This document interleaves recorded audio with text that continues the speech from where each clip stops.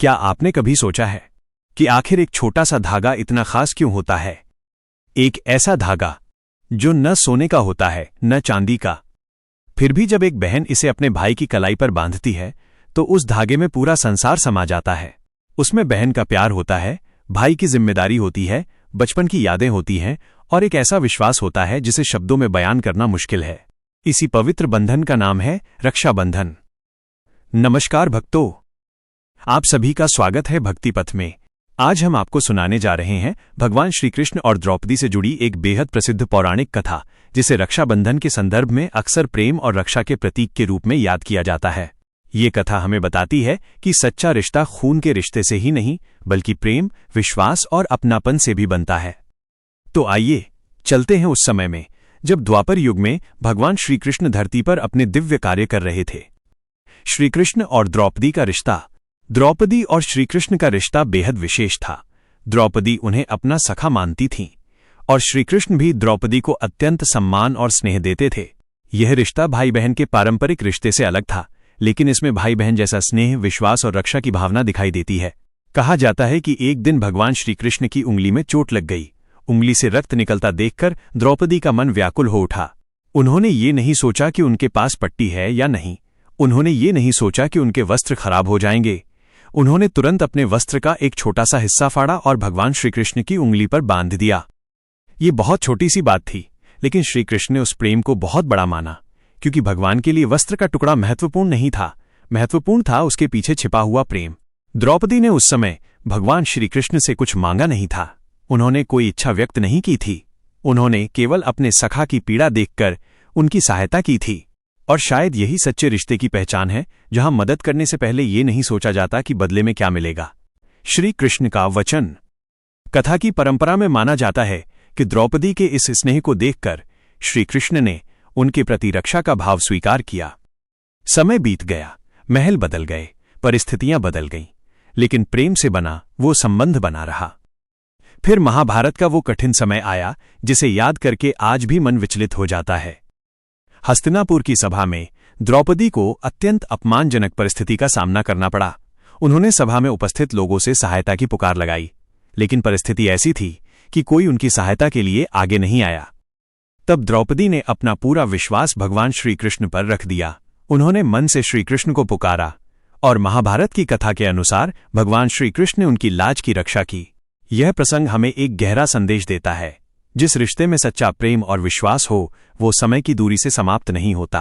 द्रौपदी ने जब श्रीकृष्ण की उंगली पर कपड़ा बांधा था, तब शायद उन्हें पता भी नहीं था कि उनके इस छोटे से स्नेह का महत्व कितना बड़ा होगा, लेकिन श्रीकृष्ण ने उस प्रेम को याद रखा। राखी का असली अर्थ। भक्तों, रक्षाबंधन का अर्थ केवल ये नहीं है कि बहन राखी बांधे और भाई उसे कोई उपहार दे। रक्षा का अर्थ बहुत बड़ा है।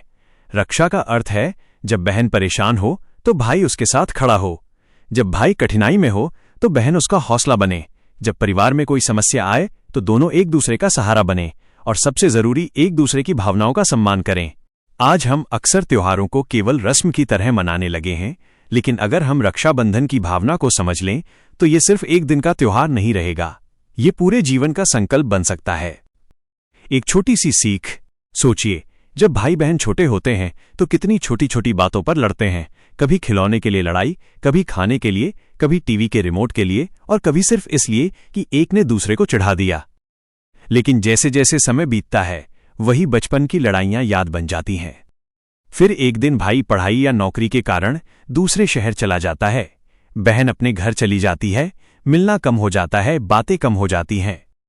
लेकिन रक्षाबंधन का एक दिन पुरानी सारी यादों को फिर से जगा देता है। बहन राखी लेकर बैठती है, भाई मुस्कुराते हुए अपनी कलाई आगे करता है, और कुछ क्षणों के लिए ऐसा लगता है जैसे समय पीछे चला गया हो। फिर वही बचपन, वही हंसी, वही प्यार और वही अपनापन। यही रक्षाबंधन की सबसे सुंदर भावना है। अगर भाई या बहन दूर हो तो, आज बहुत से भाई बहन एक दूसरे से दूर रहते हैं। किसी की पढ़ाई दूसरे शहर में है, किसी की नौकरी दूसरे राज्य में है, किसी का विवाह हो चुका है, और कई बार परिस्थितियां ऐसी होती हैं कि राखी के दिन भी भाई बहन एक दूसरे के पास नहीं पहुंच पाते। लेकिन याद रखिए, रिश्ते दूरी से नहीं, दिल से जुड़े होते हैं। अगर आपका भाई या बहन इस रक्षाबंधन आपके पास नहीं है, तो उसे एक फोन जरूर कीजिए। सिर्फ इतना कह दीजिए, तुम हमेशा खुश रहो, भगवान तुम्हारी रक्षा करें, मैं हमेशा तुम्हारे साथ हूं। कभी कभी कुछ शब्द महंगे उपहारों से भी ज्यादा कीमती होते हैं। श्री कृष्ण की सीख। भगवान श्री कृष्ण और द्रौपदी की इस कथा से हमें सबसे बड़ी सीख यही मिलती है कि सच्चे प्रेम का मूल्य उसके आकार से नहीं, उसकी भावना से तय होता है। द्रौपदी ने श्री कृष्ण को कोई बड़ा उपहार नहीं दिया था, उन्होंने केवल अपने वस्त्र का एक छोटा सा टुकड़ा दिया था, लेकिन उसमें प्रेम था, समर्पण था, अपनापन था। और भगवान श्री कृष्ण ने उसी भावना को स्वीकार किया। इसलिए यदि इस रक्षाबंधन आप अपने भाई या बहन को कोई उपहार दे रहे हैं तो उसके साथ अपना थोड़ा सा समय भी दीजिए, उनसे बात कीजिए, उनकी परेशानियां सुनिए, उनकी खुशी में खुश होइए। और अगर कभी दोनों के बीच कोई नाराजगी हो तो उसे खत्म करने की कोशिश कीजिए, क्योंकि जिंदगी में बहुत सी चीजें दोबारा मिल सकती हैं, लेकिन बीता हुआ समय वापस नहीं आता। अंतिम प्रार्थना। तो आइए इस रक्षाबंधन भगवान श्री कृष्ण के चरणों में एक छोटी सी प्रार्थना करें। हे भगवान श्री कृष्ण, हर भाई बहन के रिश्ते में प्रेम बनाए रखना। जिन भाई बहनों के बीच नाराजगी है उनकी नाराजगी दूर करना, जिनके बीच दूरी है उनके दिलों की दूरी मिटाना।